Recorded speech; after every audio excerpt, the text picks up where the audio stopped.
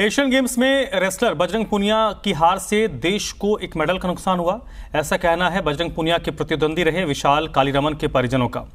उन्होंने कहा, जूनियर खिलाड़ियों की हक की बात करने वाले बजरंग पूनिया की अब असलियत देश के सामने आ गई है।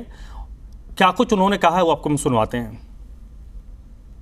एशियन गेम्स में पहलवान बजरंग पूनिया को हार मिल चुकी है, लेकिन उनके सिलेक्शन को लेकर शुरू से ही विशाल कालीरामन का परिवार जो है आवाज़ उठाता रहा है। फिलहाल विशाल कालीरामन का परिवार हमारे साथ है। इनमें अगर बात करी जाए तो विशाल कालीरामन के पिताजी भी हमारे साथ है और उनके साथ साथ उनके ताऊ राम कुमार जी भी हमारे साथ है। दोनों से बातचीत करेंगे कि अब इस पूरे वाक़े को किस तरह से देखते हैं और आने वाले दिनों में जिस तरह से ओलंपिक गेम्स होनी है उसको लेकर अब ये क्या कुछ उम्मीदें रखते हैं। बातचीत कर लेते हैं। राम कुमार जी, ये बताइए, जिस तरह से बजरंग पूनिया को हार मिली, आप लगातार उनके सिलेक्शन को लेकर सवाल उठाते रहे हैं, किस तरह से देखते हैं इस पूरे मामले को?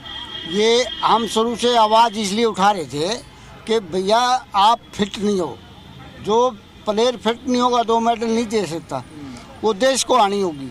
एक तो हमारा लड़का करियर ख़राब हो गया, ठीक, और दूसरा देश को आनी होगी। 1 मेडल हो रहा जाता, खाली नहीं जाता। हमारा लड़का जाता तो खाली नहीं आता, और अगर बजरंग उसको हरा के जाता तो खाली नहीं आता, क्यों बजरंग फिट था नहीं।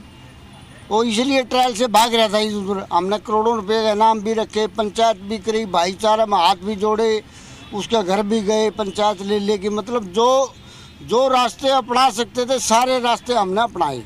लेकिन कई बार क्या होता है, अशिक्षित आदमी को ज़्यादा ताकत मिल जाए, ज़्यादा पावर मिल जाए तो उसका मिसयूज करता है वो। बताइए जी बाबूजी, आप किस तरह से देखते हैं इस पूरे मामले को और क्या मांग करते हैं सरकार से? अब क्या कुछ व्यवस्था होनी चाहिए? सरकार से मांग यही करते हैं कि फेडरेशन होता है ना, जो इलेक्शन होना था उस पर सटे हुआ सटे ले रखे हैं इन्होंने।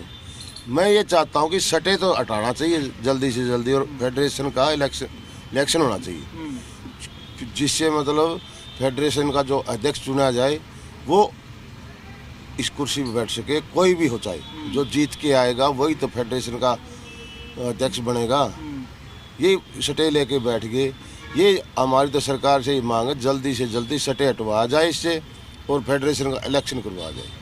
आपकी विशाल से भी बात हुई होगी इस प्रतियोगिता के परिणाम आने के बाद? हतोत्साहित है वो चाह रहा होगा कि अगर उसकी एंट्री होती तो शायद एक और मेडल देश के नाम होता। ये को तो कहने वाली बात है। विशाल से क्यों नहीं बात होगी? हर रोज बात होती है हमारी, तो करेंगे तो खुद भी जाके भी आते हैं उनके पास।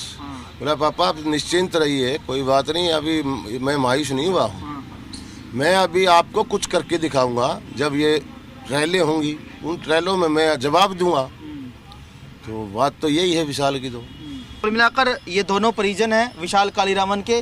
सीधे सीधे इनकी बातों की तरफ अगर गौर कर लिया जाए तो इनका कहना यही है कि जो इनका बेटा है मसलन विशाल, जो अब ओलंपिक के लिए तैयारी कर रहा है, काफ़ी एक तरह से उत्साह के साथ वो प्रैक्टिस में लगा हुआ है, लेकिन जिस तरह से धोखा इनके साथ हुआ था ऐसा धोखा ना हो, इसका इंतजाम जो है वो सरकार को करने की ज़रूरत है। और फेडरेशन पर जो एक तरह से स्टे है उसका हटाकर इलेक्शन करवाने की बात कर ली जाए या फिर उसको गठन करने की बात कर ली जाए, वो पूर्ण होगा तो ही इनका बेटा जो है वो आगे बढ़ पाएगा। इस तरह की उम्मीदें जो है इनको है। फिलहाल ओलंपिक को लेकर तैयारी जरूर विशाल कालीरामन कर रहा है। परिणाम क्या कुछ रहते हैं और किस तरह से ये गतिविधियां आगे बढ़ती है ये तो देखने वाली बात रहेगी। लेकिन जिस तरह से बजरंग पूनिया को लेकर ये शुरू से ही आवाज़ उठाते रहे हैं, वही दर्द इनकी जुबान में अभी भी झलकता नजर आ रहा है। कैंपस राजेंद्र कुमार के साथ रोहित कुमार, जी मीडिया हिसार।